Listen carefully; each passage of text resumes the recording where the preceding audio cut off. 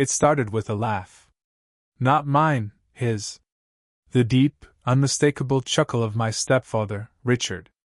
It was the kind of laugh that made people like him, even when they shouldn't. I was in the garage, tinkering with an old toolbox, half listening to the muffled voices coming from the kitchen window. Sophie, my wife, was inside cooking dinner. Richard lived across the street and would drop by unannounced from time to time, but that night, the sound of their laughter cut through the quiet, worming its way into my head. I wouldn't have thought much of it, except for the tone. It wasn't the casual laughter of family banter. It was something else, something too comfortable, too knowing. I set my wrench down, wiping grease from my hands as I stepped closer to the door leading into the house. "Don't worry," Richard said, his voice carrying through the still evening air. "You know I've got you covered." I frowned. What could that mean? There was a pause before Sophie responded, her voice lower, almost nervous. "I know," she said. "It's just, he's been asking more questions lately." My pulse quickened. Were they talking about me? I held my breath, hoping to hear more. Richard laughed again, the kind of laugh people give when they're absolutely certain of their control. "Don't overthink it. He doesn't have a clue." Something inside me froze. I wanted to barge in, demand to know what they were talking about, but I couldn't move. My mind raced, searching for another explanation. Maybe they were talking about something else. Maybe I was imagining the way their voices sounded too close, too familiar. The conversation didn't last long. I heard the sound of the screen door creaking open, and Richard's footsteps crunching on the gravel driveway as he headed back to his house across the street. Sophie hummed to herself in the kitchen, like nothing had happened. That night I barely slept. Her words, his laugh, they looped in my mind until I couldn't think straight. What were they hiding? And why did it feel like I already knew the answer? I couldn't shake it. The next morning, Sophie acted like everything was normal. She kissed me on the cheek as she left for work, the same way she always did, but her touch felt hollow. Or maybe I was imagining it. I tried to go about my day like usual, but the conversation I'd overheard kept replaying in my head. Every glance at Sophie's phone, every casual smile she gave me, every text notification made my stomach churn. Was it paranoia, or was she really hiding something? I started watching her more closely. Not outright stalking, just noticing. The way her phone was always face down on the counter. The way she'd step out onto the back porch to take a call, even in the cold. The way she laughed just a little too brightly when Richard stopped by. I told myself I was being ridiculous. Richard was family. He'd been in my life since I was a teenager when he married my mom. Sure, he was charming, but that was just his way. He was always a little flirty, even with Sophie, but that didn't mean anything. Did it? Still, doubt had planted itself deep in my mind, and it grew like weeds in every quiet moment. By the end of the week, I couldn't stand it anymore. I started laying small traps, not because I wanted to catch her, but because I wanted to prove to myself that I was wrong. I'd move things slightly, a glass in the cabinet, a charger on her nightstand, just to see if anything unusual happened. I'd leave my phone unlocked on the coffee table, pretending to be careless, hoping she'd slip up if she was hiding something. But nothing happened. Sophie was Sophie. Normal. Loving. Attentive. There was nothing I could point to, nothing to prove my suspicions. And yet I couldn't let it go. That's when I made a decision. If I couldn't catch her in a slip, I'd create an opportunity. "Work's sending me out of town next week," I told her over dinner one evening. I made sure to sound casual, even annoyed, like it was just another chore. Sophie looked up from her plate, her expression unreadable. "For how long?" she asked. "Just 3 days," I replied, taking a sip of my beer. "Back by Friday." She nodded, her lips curving into a small smile. "Well, you could use the break. You've been stressed lately." I forced a smile back, hiding the knot in my stomach. I had no idea what to make of her reaction. Was she happy to have the house to herself, or was I imagining the flicker of relief in her eyes? Before I left, I spent the weekend setting up hidden cameras around the house. It wasn't something I was proud of. It felt wrong, intrusive. But the doubt was eating me alive, and I needed answers. The cameras were small, easy to hide, one in the living room, one in the bedroom, even one in the kitchen, tucked behind a stack of cookbooks. I tested them obsessively, making sure they'd record every second while I was gone. On Monday morning, I kissed Sophie goodbye and drove out of town, my stomach twisting with anxiety. I checked the camera feeds obsessively during my trip, hoping, praying, that nothing would happen.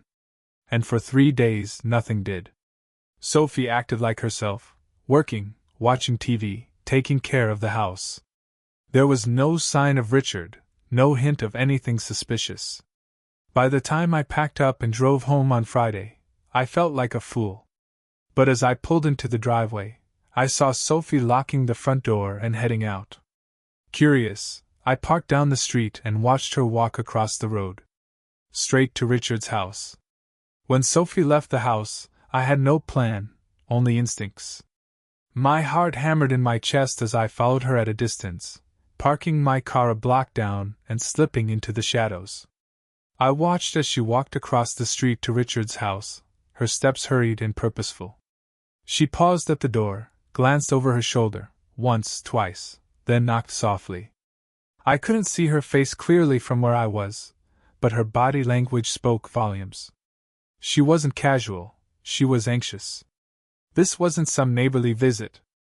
The door opened, and Richard appeared. He was dressed casually, but his posture was confident, as if he had expected her. They exchanged a few words I couldn't hear, and then Sophie stepped inside. The door swung partially shut but didn't close all the way. I should have gone home, convinced myself I'd misinterpreted everything, but I couldn't. That sliver of an open door was too tempting.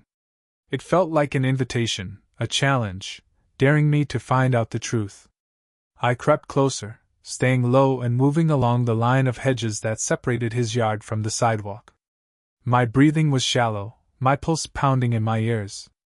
By the time I reached the porch, I was sweating despite the cool evening air. From my angle, I could see just enough of the living room to make out their shapes. Richard was lounging on the couch, legs spread, his arm draped across the backrest. Sophie stood a few feet away, clutching her elbows. She looked tense, uncertain, like someone standing at the edge of a cliff. "Relax," Richard said, his voice smooth and steady. "You're too wound up. He's not going to find out." Her laugh was strained, humorless. "I'm not so sure. He's been different lately. Like he's watching me." Richard leaned forward, resting his elbows on his knees. His body language was calm, like he had complete control. "You're imagining things," he said. "He's not that kind of guy. Trust me, he wouldn't even know where to start if he was suspicious." That stung more than I cared to admit. Was I really that predictable? That easy to fool? Sophie shook her head, still not convinced. "You didn't see the way he looked at me yesterday when I got home late. It was like he knew." Richard shrugged, leaning back into the couch with a smirk. "And yet here we are. You're worried about nothing." I clenched my fists, my nails biting into my palms. The arrogance in his voice, the way he dismissed me like I was some clueless fool, it made my blood boil. I had half a mind to storm in there and wipe that smug grin off his face. But I didn't. Instead, I edged closer to the door, careful not to make a sound. The gap was wide enough now for me to see their faces clearly. Richard looked relaxed, confident, like a man completely sure of his place in the world. Sophie, on the other hand, was fidgeting, chewing on her lip and glancing toward the window every few seconds. "What if he catches us?" she asked, her voice trembling slightly. "What if this all blows up in our faces?" Richard chuckled, low and amused. "He won't. And even if he does, what's he going to do? He's not the confrontational type." Sophie didn't respond right away. She sat down on the edge of the couch, careful not to get too close to him. But as the seconds ticked by, her posture softened, her shoulders relaxing just a little. "You always make it sound so simple," she said, managing a weak smile. "Because it is," Richard replied. He reached out, placing a hand on her knee. "You overthink things too much. Trust me, babe. I've got this under control." Babe. The word hit me like a punch to the gut. I'd called her that 1,000 times, but hearing it come from him, hearing the casual intimacy in his voice, made my stomach churn. Sophie didn't pull away. If anything, she seemed reassured by his touch. "I don't know how you're always so calm," she said, leaning back against the couch. "Sometimes I feel like I'm going to lose it." Richard smiled, his confidence unshaken. "Because I know how to play the game. And so do you. We've made it this far, haven't we?" I couldn't watch anymore. My stomach was in knots, my heart pounding so hard I thought it might give me away. I backed away from the door, careful not to make a sound. The cool night air hit me like a slap as I made my way back to the car, every nerve in my body screaming at me to turn around and confront them. But I didn't. Not yet. As I sat in my car, staring at Richard's house, 1,000 thoughts raced through my mind. Anger, humiliation, heartbreak, they all fought for dominance, leaving me paralyzed. I wanted to do something, anything, but I knew that barging in without a plan wouldn't fix anything. I started the car and drove away, the glow of Richard's porch light fading into the distance. My mind was a storm of emotions, but one thought cut through the chaos like a blade. This wasn't over. By the time I got home that night, the anger had settled into something colder, sharper. I didn't feel like a man on the verge of losing control anymore. I felt like a hunter. I'd seen enough to know the truth, or at least enough of it. Sophie and Richard were hiding something, and whatever it was, they thought I was too stupid to figure it out. They were wrong. I didn't confront Sophie when she got home. That would have been too easy, too predictable. Instead, I watched her. Observed her. She came through the door with the same casual demeanor she always had, dropping her purse on the counter and kicking off her shoes without a second thought. She smiled at me, asked if I'd eaten dinner, then disappeared upstairs to take a shower. Her normalcy was infuriating. The next day, I started setting the pieces of my plan in motion. My first move was simple: get Sophie out of the house long enough for me to install more cameras. The ones I'd already set up were good, but they only covered the common areas, the living room, the kitchen, and our bedroom. I needed full coverage. "Why don't you go visit your sister this weekend?" I suggested over breakfast. "It's been a while since you two spent time together." She looked up from her coffee, her brow furrowing slightly. "Are you sure? I mean, I know you've been busy with work lately. I don't want to leave you alone if you're feeling stressed." I forced a smile. "I'll be fine. Besides, it'll be good for you to get out of the house for a bit. You've been working hard too." She hesitated for a moment, then nodded. "Okay. I'll text her and see if she's free." Once she was gone, I got to work. I installed 2 more cameras, one in the hallway leading to the garage and another in the backyard, hidden among the flower pots. I wanted to cover every angle, every possible escape route.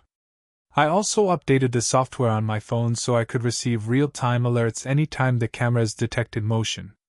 By the time Sophie returned that evening, everything was back in place. I didn't have to wait long for the first hit. The next night, Sophie told me she was meeting a friend for drinks. I didn't question her. I didn't need to. As soon as she left, I checked the camera feed. Sure enough, she didn't go to a bar. Instead, she drove across the street and parked in Richard's driveway. The sight of her walking into his house again made my stomach turn, but I forced myself to stay calm. I didn't know what they were doing, and I didn't want to jump to conclusions without evidence. I sat on the couch, phone in hand, watching the feed. Minutes turned into hours. Sophie didn't come home until after midnight, her hair slightly disheveled, her cheeks flushed. She tried to sneak upstairs quietly, but I was waiting for her. Have fun? I asked, keeping my tone light. She froze for a fraction of a second, just long enough for me to notice, then turned to face me with a smile. Yeah. It was nice catching up with Lisa. She says hi, by the way. Lisa. Her coworker. I made a mental note to check their text history later. That's great, I said, pretending to believe her. You should do it more often. It's good for you. Her smile faltered, just for a moment. Thanks. I'm heading to bed. Night. Night, I replied, watching her retreat up the stairs. Over the next few days, I started piecing together a clearer picture of their routine. Richard seemed to have an uncanny ability to show up whenever I wasn't around. He'd pop by while I was at work, under the guise of borrowing tools or dropping off mail. Sophie, for her part, always seemed to find an excuse to go to his house, whether it was to pick up something for dinner or ask him a question about the car. I kept my cool, playing the oblivious husband while I gathered evidence. I combed through Sophie's phone, finding nothing but sanitized text messages and empty call logs. Either she was more careful than I gave her credit for, or she and Richard weren't communicating through obvious channels. Then I remembered something. Richard worked from home, and his Wi-Fi network extended far beyond his house. That gave me an idea. I reached out to a tech-savvy friend of mine, someone I knew could discreetly hack into Richard's router. It didn't take long before I had access to his network, and more importantly, his search history. What I found made my blood run cold. There were dozens of searches for things like how to hide an affair, what to do if your partner suspects cheating, and even legal consequences of adultery. It wasn't just suspicion anymore. It was fact. The breaking point came a week later. I told Sophie I had another business trip, this one lasting 2 nights. She didn't question it, though her eagerness to see me leave was impossible to miss. I checked the camera feed obsessively while I was gone.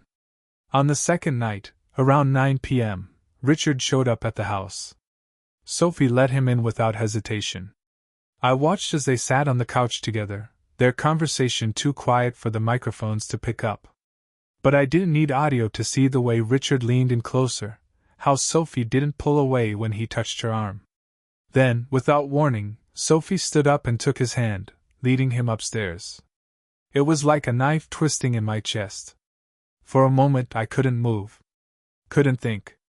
My world had been crumbling for weeks, but this was the moment it all came crashing down. I closed the camera app and sat in silence, the weight of their betrayal pressing down on me like a physical force. This wasn't just about anger anymore. It was about justice. I wasn't going to confront them, not yet.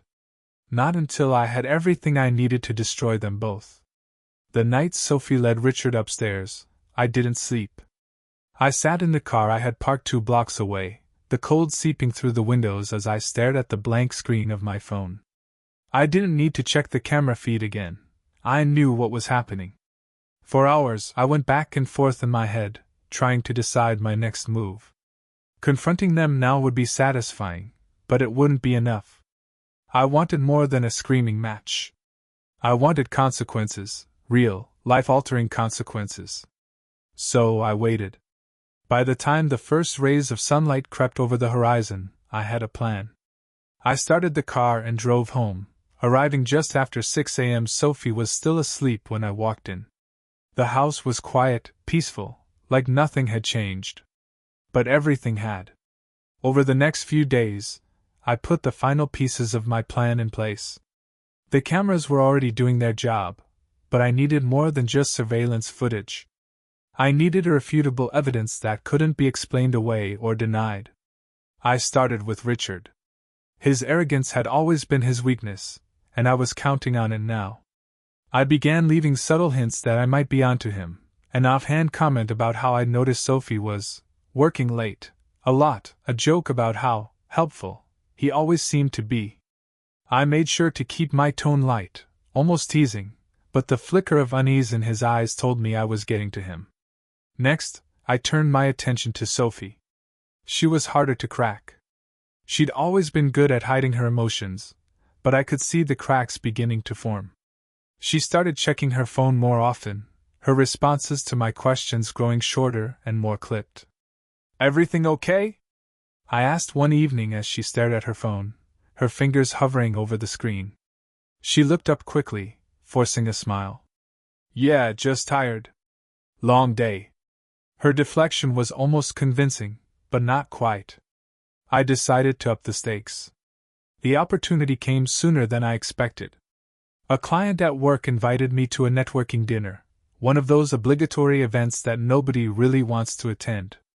Normally, I would have passed, but this time, I saw potential. "I'll probably be home late tonight," I told Sophie over breakfast. "Work thing. You don't need to wait up." She nodded, barely looking up from her coffee. "Okay. Have fun." She didn't ask for details, didn't even feign interest. Her indifference was telling, but I didn't let it show. That evening, I made a show of leaving for the dinner, dressing in a suit and tie and even snapping a photo of the venue once I got there. Then I excused myself to the bathroom, slipped out the back, and drove home. I parked down the street, far enough away that Sophie wouldn't notice, and pulled up the live camera feed on my phone. Sure enough, Richard's car was parked in the driveway. They were in the living room, sitting closer than two people who were just talking should ever sit. I zoomed in on the screen, capturing every detail. The way Sophie laughed at something he said, the way his hand brushed against hers. And then they kissed. It wasn't a quick, stolen kiss. It was slow, deliberate, the kind of kiss that spoke volumes about how comfortable they had become in their deceit. I filmed it all. The next morning, I went about my routine as usual. Sophie acted like nothing was wrong, chatting about her plans for the day and asking how the dinner went. I played along, giving her just enough to think she'd gotten away with it. But inside, I was seething. Once she left for work, I started compiling everything I had gathered, the camera footage, the hacked text messages, the photos. It was all there, a damning timeline of their betrayal. I knew I couldn't take this to Sophie directly, not yet. She'd lie, twist the narrative, try to turn it back on me. No, I needed to hit her somewhere she couldn't recover from. I started with our lawyer. I met with a divorce attorney that afternoon, laying out everything I had discovered. She listened carefully, her expression growing more serious with every piece of evidence I showed her. "This is extensive," she said finally, her tone cautious. "You've documented everything?" I nodded. "Every detail. I don't want there to be any question about what's been happening." She flipped through the pages of text messages and screenshots I had printed out. "You have a strong case, especially with the adultery evidence. Depending on your state laws, this could work heavily in your favor in terms of assets and custody." Custody. The word hit me like a punch to the gut. In all my planning, I hadn't thought much about what this would mean for our son. He was only 6, too young to understand any of this. "What about him?" I asked quietly. "Will this hurt my chances of keeping him?" The lawyer gave me a reassuring smile. "With what you've provided, it's highly likely you'll get primary custody. Judges tend to favor stability, and based on what I'm seeing here, you're the more stable parent." I nodded, a mix of relief and guilt washing over me. This wasn't just about me anymore. It was about protecting my son from the fallout of Sophie's choices. With the legal groundwork in place, I began planning my next move, confronting them. But I wasn't going to do it in private. No, I wanted witnesses. I wanted everyone, Sophie, Richard, even their friends and family, to see the truth for what it was. I decided to wait until Richard's upcoming birthday. He was throwing a party at his house, inviting all the neighbors and family members, including us. It was the perfect stage. Over the next week, I prepared meticulously. I uploaded the video evidence to a secure folder, making sure it was ready to play at a moment's notice. I rehearsed what I would say, how I would expose them without losing my composure. By the time the night of the party arrived, I was ready. The night of Richard's birthday party was buzzing with energy. The house was filled with family, neighbors, and friends, all laughing and toasting to the man of the hour. Sophie had dressed up for the occasion, wearing a sleek black dress that hugged her figure perfectly. She smiled at me as we walked through the door, her arm hooked through mine as if everything between us was perfect. The facade was infuriating, but I forced myself to stay calm. Tonight wasn't about emotion, it was about execution. Richard greeted us with his usual charm, clasping my shoulder like a proud father while giving Sophie a lingering glance that made my blood boil. "Glad you could make it," he said, his voice warm and inviting. I gave him a tight smile, masking the contempt boiling just beneath the surface. Sophie was already peeling away, chatting with one of the neighbors, her laughter light and easy. The night unfolded slowly. I moved through the crowd, making polite conversation, keeping an eye on Sophie and Richard from a distance. They weren't obvious, but I caught the small moments, her hand brushing his arm as she passed, the way his eyes lingered on her when he thought no one was looking. It was subtle, but it was there, and I catalogued every second of it. By the time dessert was served, I knew it was time. Richard stood at the head of the table, raising a glass to thank everyone for coming. His speech was full of charm, the kind of easy charisma that had always drawn people to him. Sophie sat near the end of the table, her expression serene, her wine glass tilted delicately in her hand. When Richard finished, I stood up.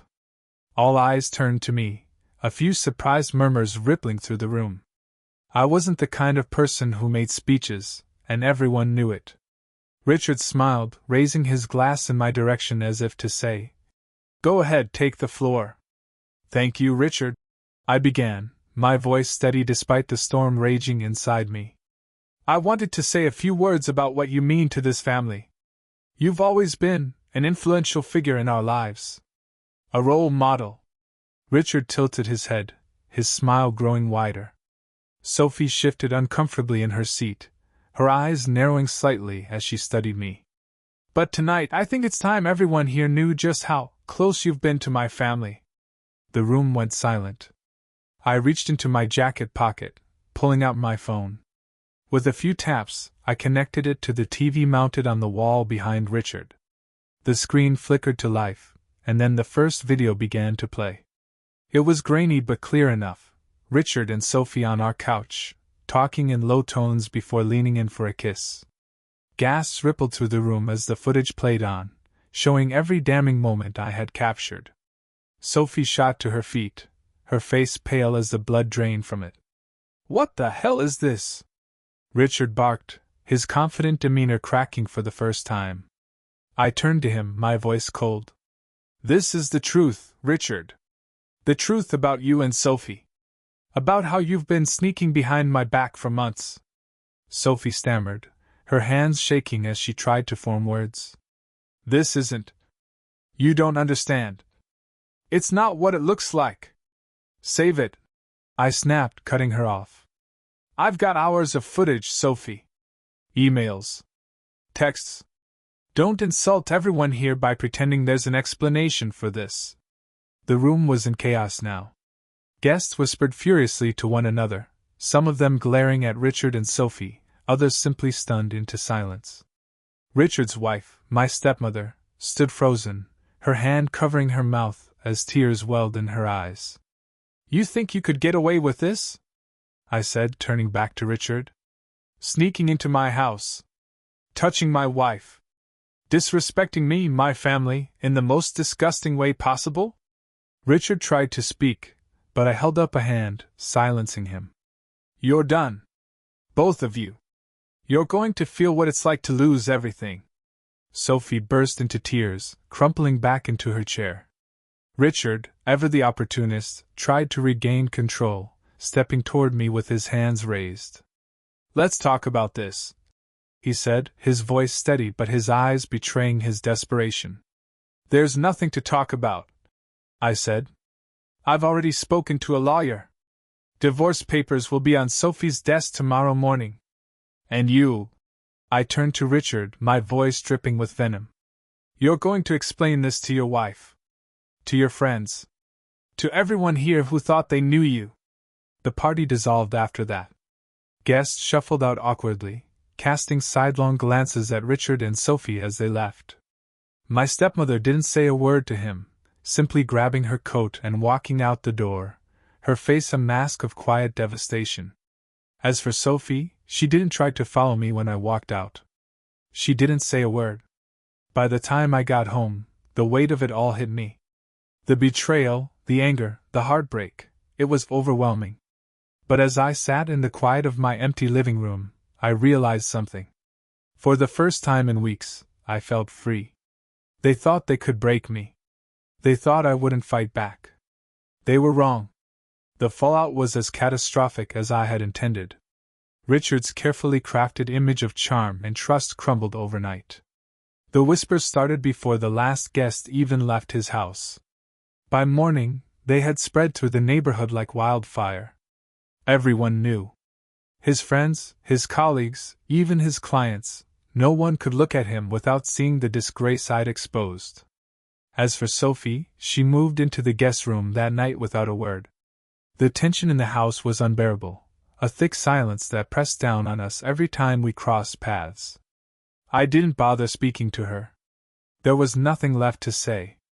The divorce papers were filed the next day, and the process moved quickly. I made sure of that. My stepmother, Lisa, was another story. I hadn't anticipated how much seeing the truth would devastate her. She was always composed, always elegant, the kind of woman who could weather any storm. But the look in her eyes that night, broken, hollow, was something I couldn't shake. She called me 2 days after the party, her voice trembling but controlled. "Thank you for telling me," she said. "I don't know if I would have believed it if I hadn't seen it for myself. I'm sorry it came to this," I replied, and I meant it. As much as I hated Richard, I hadn't wanted to hurt her. "It's not your fault," she said quietly. "I've been blind to who he really is for too long." She left him a week later, filing for divorce and cutting ties with him completely. Richard didn't fight her on it. He didn't have the leverage anymore. Sophie, on the other hand, tried to plead her case. It started with apologies, hollow and frantic, as if saying the words enough times would undo the damage. "I made a mistake," she said one night, her voice shaking as she stood in the kitchen, looking at me with red-rimmed eyes. "I wasn't thinking clearly. Please, can we talk about this?" I didn't even look at her. "We've said everything that needs to be said, Sophie. It didn't mean anything," she continued, her voice desperate now. "I was lonely. You were so distant and I didn't know how to fix us." I finally turned to face her, my expression cold. "You didn't try to fix us. You didn't talk to me, didn't even give me a chance. You just ran to him." She opened her mouth to respond, but no words came out. She knew there was no defense, no excuse that could erase what she had done. Over the next few weeks, the divorce finalized faster than I thought possible. Sophie didn't contest anything, not the division of assets, not the custody agreement. She knew she didn't have a leg to stand on. I got the house, the car, and most importantly, custody of our son. Seeing her pack her bags and walk out the door should have felt like a victory, but it didn't. It felt hollow. She paused on the porch, her hand resting on the doorframe as she looked back at me one last time. "I really did love you," she said softly. I didn't respond. I just watched as she got into her car and drove away. Richard, meanwhile, retreated into the shadows. He sold his house and left the neighborhood within a month, disappearing without so much as a goodbye. I didn't care where he went. As far as I was concerned, he was dead to me. The months that followed were quiet.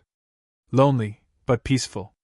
I focused on my son, on rebuilding the life Sophie and Richard had tried to destroy. There were moments of doubt, moments where the anger gave way to grief and I wondered if I could have done things differently. But those moments never lasted long. One evening, as I tucked my son into bed, he looked up at me with sleepy eyes and asked, "Are we going to be okay, Dad?" I smiled, brushing a strand of hair from his forehead. "Yeah, buddy. We're going to be just fine." And for the first time in a long time, I believed it. Because the truth was, I had already survived the worst. They had taken everything from me, my trust, my family, my sense of security, and I had come out stronger. Richard and Sophie had made their choices, and they would have to live with the consequences. But me? I was free. The weeks that followed were a strange mix of relief and unease. The house was quieter now, the absence of Sophie's voice and presence echoing in every room. At first, I didn't know what to do with the silence. I'd become so accustomed to the constant hum of tension that I didn't recognize peace when it arrived. For my son's sake, I threw myself into a routine. Breakfast together every morning, school drop-offs, and bedtimes filled with stories and whispered promises that things would get better. He adjusted quicker than I did, resilient in a way that only children can be. One evening, as we were playing with his toy cars on the living room floor, he looked up at me and asked, "Do you miss Mom?" The question caught me off guard. I paused, gripping the small plastic car in my hand. "Sometimes," I admitted. "But not in the way you might think. Do you miss her?" He nodded slowly. "A little. But I like it when it's just us." His honesty hit me harder than I expected. I ruffled his hair and smiled. "Me too, buddy." Life moved on, but the past had a way of lingering. Sophie reached out occasionally, emails, texts, even a phone call once, but I never responded. There was nothing left to say. The damage was done, and I wasn't interested in rehashing the pain. Richard's absence was another story. The house across the street, once lively with his constant presence, was now dark and empty. A for sale sign stood crooked on the lawn, its edges weathered from weeks of neglect. The neighbors whispered about his abrupt departure, speculating about why he'd left so suddenly. I didn't correct their assumptions. Let them wonder. But despite the outward calm, I couldn't shake the sense that the storm wasn't over. The first sign came in the form of a letter. It arrived on a gray afternoon, tucked among the usual stack of bills and junk mail. The envelope was plain, with no return address, and my name scrawled on the front in bold, unfamiliar handwriting. I opened it carefully, my pulse quickening as I unfolded the single sheet of paper inside. The message was short, written in the same bold script. "You don't know the whole story." That was it. No signature, no clue as to who had sent it. Just those 6 words, stark and ominous against the white paper. I read it over and over, trying to make sense of it. Was it from Sophie? Richard? Someone else entirely? My gut told me it wasn't Sophie. She'd been too desperate to mend things, not cryptic or coy. And Richard? He was too arrogant to bother with something like this. The letter gnawed at me, a seed of doubt taking root in my mind. What didn't I know? For days I tried to ignore it, shoving the letter into a drawer and telling myself it didn't matter. But the more I tried to forget it, the more it haunted me. I found myself replaying everything, analyzing every moment, every word Sophie and Richard had said in the weeks leading up to the reveal. I finally broke down and called Lisa. She'd been distant since leaving Richard, understandably so, but if anyone might have insight, it was her. "Lisa, it's me," I said when she picked up. Her voice was cautious. "What's going on?" "I got a letter," I said, skipping the pleasantries. "It said I don't know the whole story. Do you have any idea what that might mean?" There was a long pause on the other end. When she finally spoke, her voice was tight.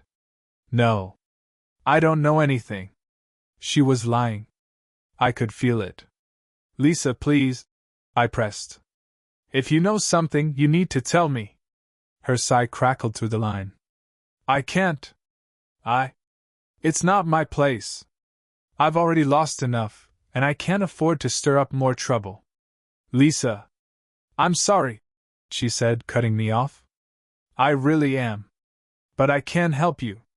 She hung up before I could say another word. The conversation left me shaken. Lisa was hiding something, that much was clear, but what? And why? I didn't have answers, but I knew one thing: I wasn't going to stop until I found them. The next step was finding Richard. I hadn't cared where he'd gone before, but now, I needed to know. It wasn't hard to track him down, a few calls to mutual acquaintances, and I had an address. The house was a modest one-story in a quiet town about an hour away. I drove there one Saturday morning, parking down the street and sitting in the car for a long time, debating whether to knock on the door. When I finally worked up the courage, it wasn't Richard who answered. It was a woman, a stranger, maybe mid-40s, with sharp eyes and a guarded expression. "Can I help you?" she asked, her tone wary. "I'm looking for Richard," I said, trying to sound neutral. Her lips tightened. "He's not here. Do you know when he'll be back?" She crossed her arms, her stance defensive. "I don't know who you are, but Richard doesn't live here anymore. He left a few days ago."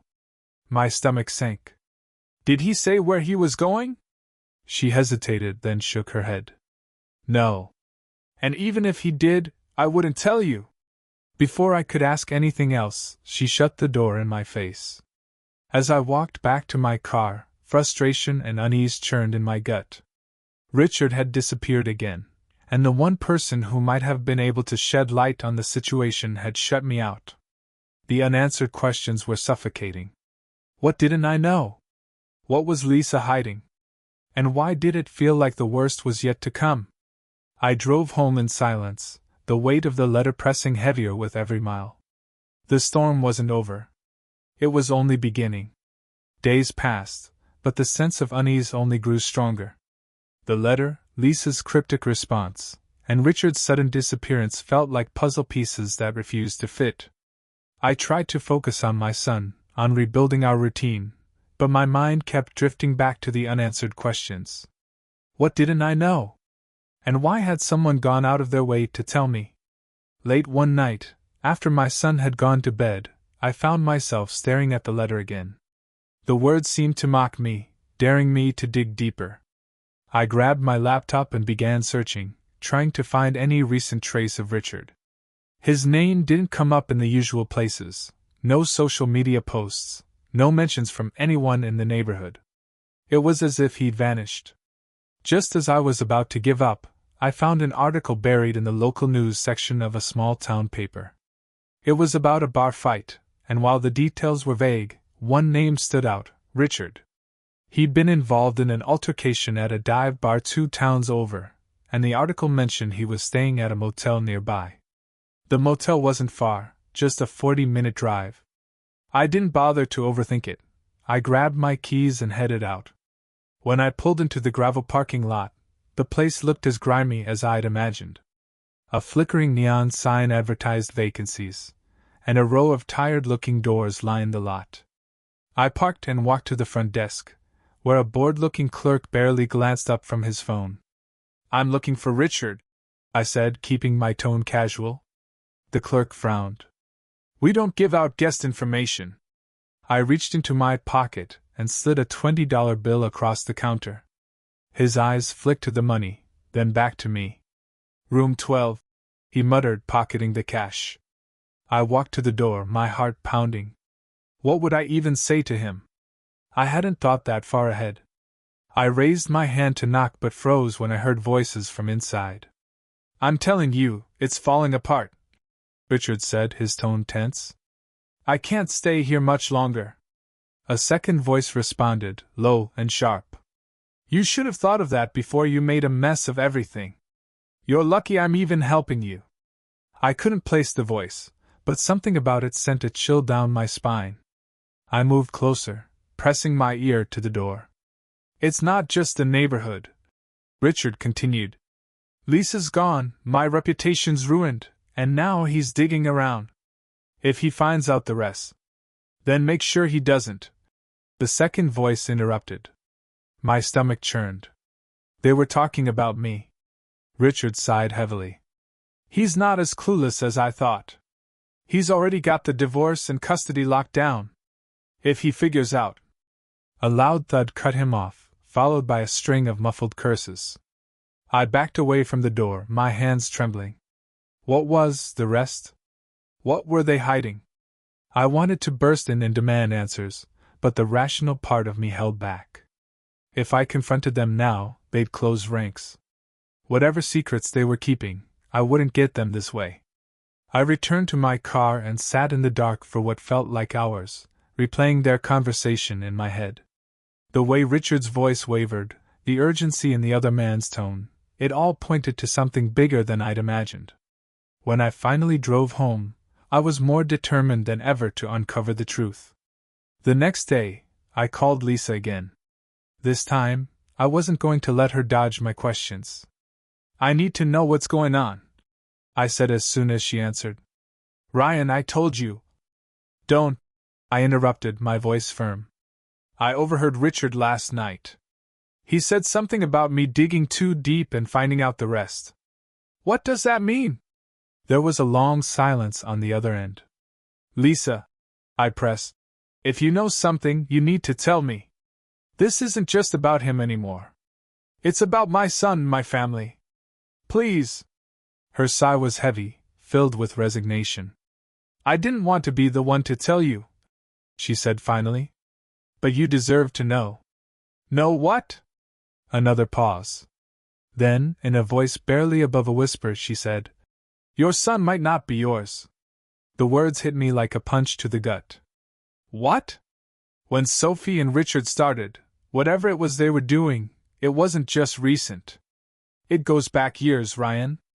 Before you were even married. Before your son was born." I felt the room tilt around me, my breath coming in short, shallow bursts. "You're saying he—" "I don't know for sure," she cut in, her voice trembling. "But there's a chance. Richard admitted it to me during a fight once years ago. He swore it wasn't true, but I don't know anymore." The floor seemed to drop out from under me. My mind raced with 1,000 thoughts, none of them making sense. My son, my little boy, the one I'd raised, loved, and protected, might not be mine? "Ryan," Lisa said softly, "I know this is a lot. But you need to find out the truth. For your sake. For his." I hung up without responding, her words ringing in my ears. My son might not be mine. The thought was unbearable, but I couldn't ignore it. The next step was clear. I needed a paternity test. The results would either confirm my worst fears or bring me relief, but either way, I had to know. I wasn't ready for what the truth might reveal, but I couldn't live in the dark anymore. Thanks for watching. If you enjoyed it, hit like and leave a comment with your favorite part. We'd love to hear your perspective.